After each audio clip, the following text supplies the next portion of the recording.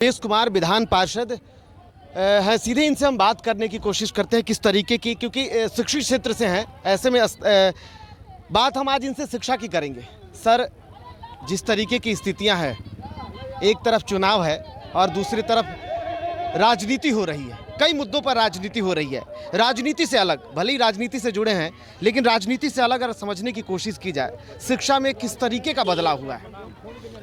देखिए, भाजपा की जब सरकार आई तो लास्ट जो एजुकेशन पॉलिसी आया था 1986 में आया था, राजीव गांधी जी के समय आया था। उसके बाद 2020 में राष्ट्रीय शिक्षा नीति आई और इस शिक्षा नीति में एजुकेशन को ज़्यादा प्रैक्टिकल बनाया गया, वोकेशनलाइज किया गया, फ्लेक्सिबिलिटी क्रिएट किया गया। हायर एजुकेशंस में क्रेडिट पॉइंट्स दिए गए, लोग बीच में भी कोर्स शिफ्ट कर सकते हैं, क्योंकि एक विषय देखने में आया कि एम्प्लॉयबिलिटी में, एम्प्लॉयबल स्किल में अपेक्षित प्रोग्रेस नहीं हो रहा है।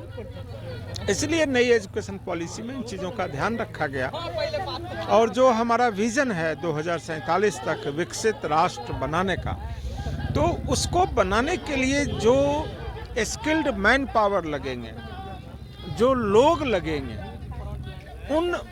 उस स्किल्ड मैन पावर की तैयारी इस शिक्षा पॉलिसी के द्वारा किया जा रहा है। ट्रांजिशन का स्टेज है, कई चीज़ें अच्छी हैं, कई चीज़ें अभी अच्छी नहीं दिख रही हैं, लेकिन यह एक कंसिडर्ड पॉलिसी है, सुविचारित पॉलिसी है। इस शिक्षा से लाभ होगा और विकसित भारत बनाने का संकल्प होगा। राजनीति, शिक्षा, समाज सब इंटरकनेक्टेड विषय। राजनीति कोई वैक्यूम में नहीं होता, राजनीति समाज के लिए होता, समाज की बेहतरी के लिए होता, राष्ट्र की उन्नति के लिए होता है। इसलिए ये जो राजनीतिक माहौल है, चुनाव का माहौल है, तो हम लोग इस निवेदन को लेकर के, इस आमंत्रण को लेकर के आए हैं जनता के बीच कि आप एक मजबूत राष्ट्र के लिए, एक विकसित भारत के संकल्प के लिए आप वोट करें, मोदी जी को तीसरी बार प्रधानमंत्री बनाएं। यहाँ के जो लोकप्रिय सांसद अशोक कुमार यादव हैं, यहाँ वे मोदी जी के प्रतिनिधि हैं, तो अशोक कुमार यादव को आप वोट करें, डॉक्टर अशोक कुमार यादव को। पिछली बार भी पूरे बिहार में सबसे अधिक वोट से ही जीते थे, तो स्वाभाविक रूप से एक अपेक्षा भी लोगों की हुई होगी इतना वोट देने के पीछे, और उन अपेक्षाओं के कुछ दाएं बाएं भी चीज़ें रही होंगी। हम लोग इस निवेदन के साथ लोगों से यह अपील करने आए हैं, यह निवेदन करने आए हैं कि मजबूती से वोट करें, राष्ट्र हित में मतदान करें। सर, राष्ट्र हित की अगर आपने बात कर ली तो सवाल एक और राजनीति से ही जुड़ा हुआ होगा। सवाल ये है कि जिस तरीके से देश में एक तरफ विपक्ष कह रही है कि हम रोजगार के मुद्दे पर बात करना चाहते हैं, हम महंगाई के मुद्दे पर बात करना चाहते हैं, और बीजेपी है या एनडीए के नेताओं की बात की जाए तो वो सिर्फ धर्म की राजनीति करना चाहते हैं, उनके पास कोई मुद्दा नहीं है। आप किस तरीके से देखते हैं इसको? देखिए, ये पक्ष और विपक्ष अपनी अपनी बात अपने अपने इंटरेस्ट में कहते हैं, लेकिन एक राष्ट्र के जिम्मेदार नागरिक होने के कारण हम सब लोगों को राष्ट्र की जो लॉन्ग टर्म जो विज़न है, लॉन्ग टर्म हमारा विज़न क्या है? हमको विकसित राष्ट्र बनाना है, इकोनॉमी का साइज बढ़ाना है। अभी आप सब लोगों ने देखा है कि हमारा इकोनॉमी का साइज ग्लोबल इकोनॉमी में 3rd पोजीशन में है। अभी 2 साल के बाद 2030 तक निश्चित रूप से हम अमेरिका, चाइना के बाद भारत की इकोनॉमी बड़ी होगी। अभी हमारा पर कैपिटा इनकम $2600 का है। अभी हमको इस इनकम को बढ़ा के 2047 तक $20,000 करना है। तो ये रोजगार और बाकी सभी बातें उसमें समाहित हैं।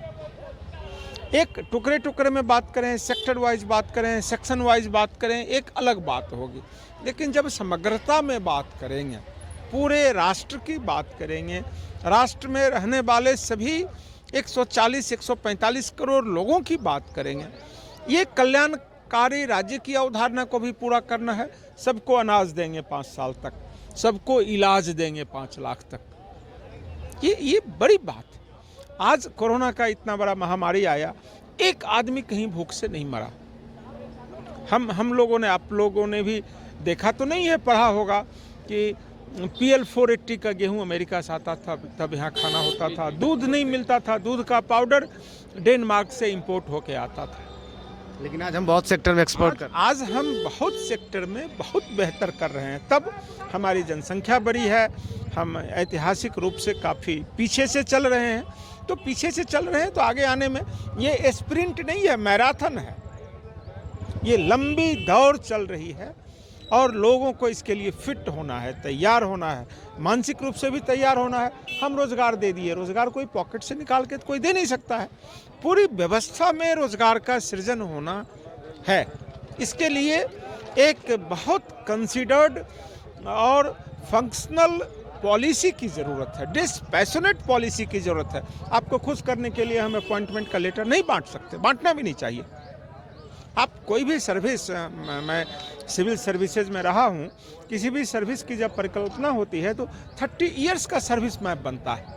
आज जो आदमी ज्वाइन करता है 30 साल के बाद रिटायर्ड होता है। तो वो जब रिटायर्ड होगा उसके बाद कौन आएगा, उसका करियर प्रॉस्पेक्ट क्या होगा, ये तमाम चीज़ों पर विचार करना होता है। ये एक कम गंभीर बात हो रही है, कैजुअल बात हो रही है कि हमने इतना रोज़गार दे दिया, हम इतना रोज़गार दे देंगे। इकोनॉमी के साइज को, काम के आयाम को इतना विस्तार देना है जिससे स्वाभाविक रूप से रोजगार सृजन हो सके। यह काम आवश्यक है और यह काम भारतीय जनता पार्टी NDA समग्रता में विचार करके सुविचारित ढंग से इस काम को अंजाम दे रही है। छोटा सवाल, राजनीति से अलग होगा। बखूबी आपने जिस तरीके से जवाब दिया उससे मेरे मन में एक जिज्ञासा आ गई।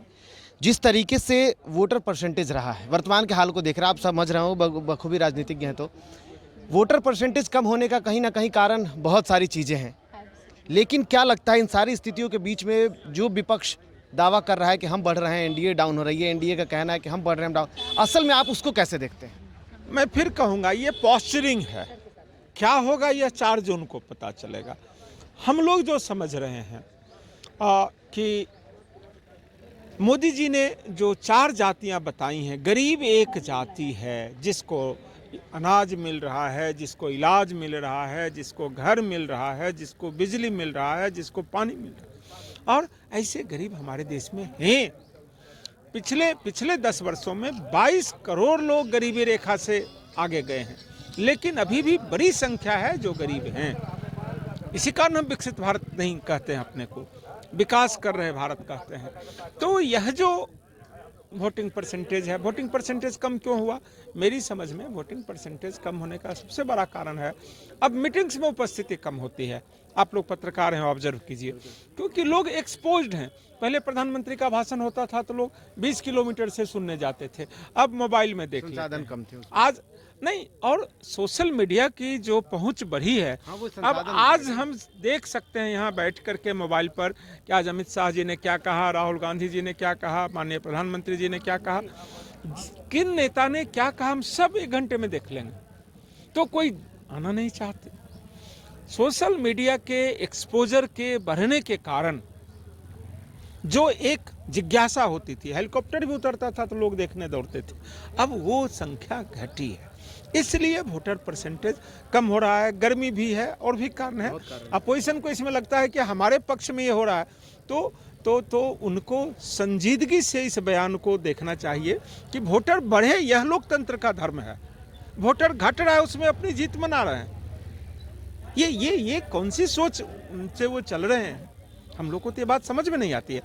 लोकतंत्र में क्या है कि हमारा 100% मतदान, यह हमारा लक्ष्य होना चाहिए ना। और वोटर घट रहा है तो अपोजिशन के लोग कह रहे हैं कि हमारी जीत है, ये तो अजीब सी बात है।